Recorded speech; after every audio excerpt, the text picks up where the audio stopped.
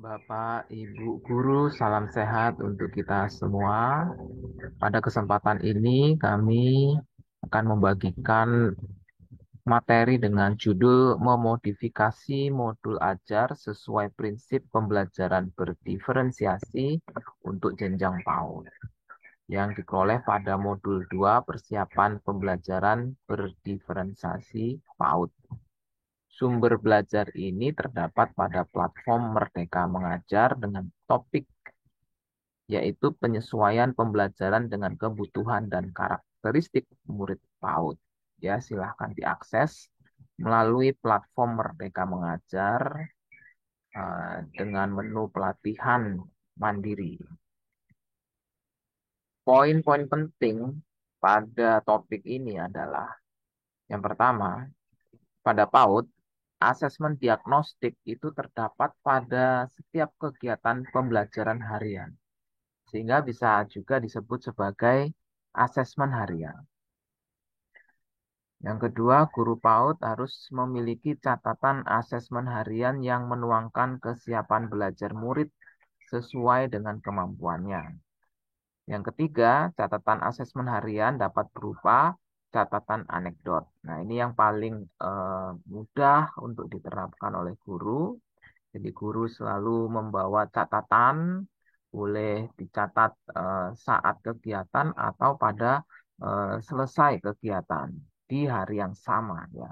Yang keempat, dengan melihat hasil asesmen murid, maka guru dapat mengelompokkan murid berdasarkan prinsip pembelajaran berdiferensiasi. Nah, prinsip pembelajaran berdiferensiasi ini merujuk pada kesiapan belajar murid, minat murid, dan gaya belajarnya. Nah, ini adalah contoh catatan anekdot. Ya, pada suatu kegiatan, contoh murid Wayan, saat kegiatan pernah membaca, Wayan menunjuk gambar bulan di buku. Ya, jadi sudah bisa dia dapat menyebutkan bahwa itu adalah bulan. Nah, ini juga sudah bisa. Dalam bermain peran, Wayan menyukai bermain. Nah, ini sudah menyukai ya, ada minat dan juga model atau gaya belajarnya bersama teman-teman, namun belum terlihat menunjukkan perannya dalam kata-kata. Ya, ini nanti guru PAUD, guru TKB dapat memetakan muridnya, ya, berdasarkan yang pertama tahap kesiapan belajar membaca dasar. Ini dapat kita lihat pada timbulnya kesadaran terhadap materi cetak, ya, baik itu tulisan maupun simbol. Apakah dia sudah muncul kesadarannya, kemudian timbulnya minat terhadap bacaan. Ini kita dapat melihat murid tersebut dalam fokus, kemudian konsentrasi dan pemahaman alfabet serta gerak mata. Ya, kita dapat lihat melalui kategori-kategori tersebut.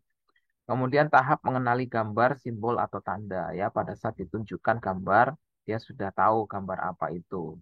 Simbol dan tanda. Demikian juga tentang responnya, ya, sudah mengetahui atau belum.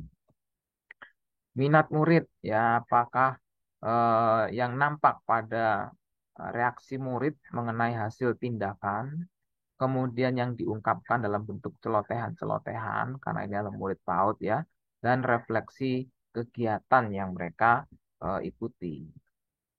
Untuk gaya belajar, ini dibagi hanya dua, yaitu bermain sendiri atau berkelompok. Ya, ini mudah untuk dikategorikan ya.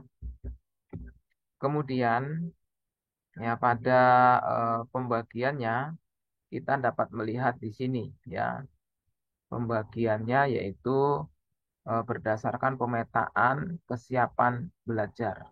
Yang pertama, tahap timbulnya kesadaran terhadap media cetak.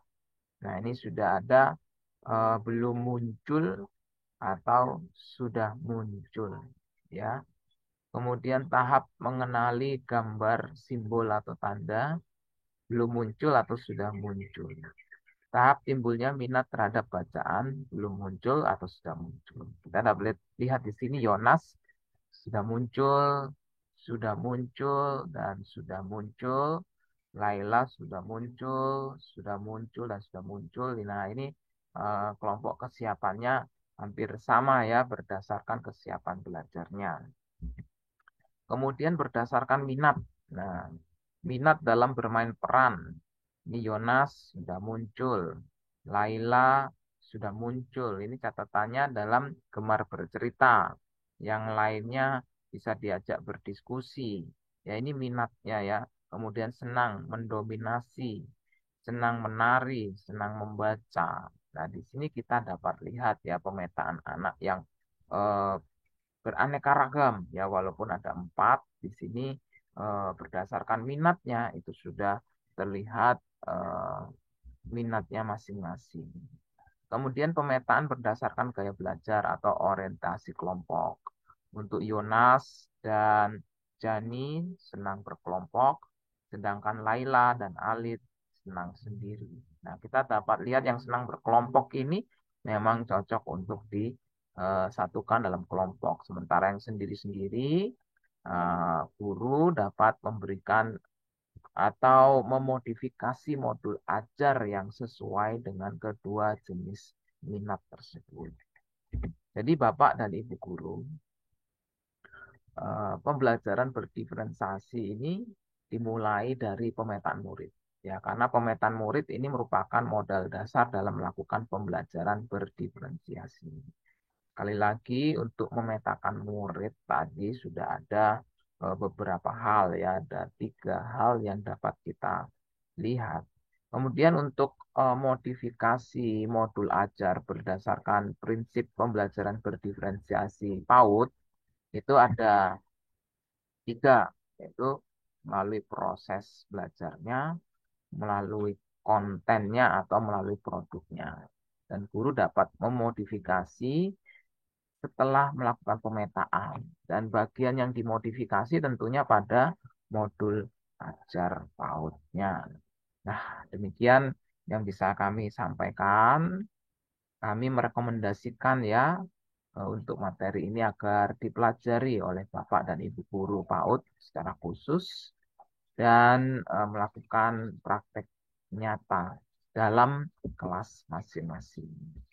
Salam sehat dari kami. Semoga materi ini dapat bermanfaat bagi kita semuanya. Terima kasih.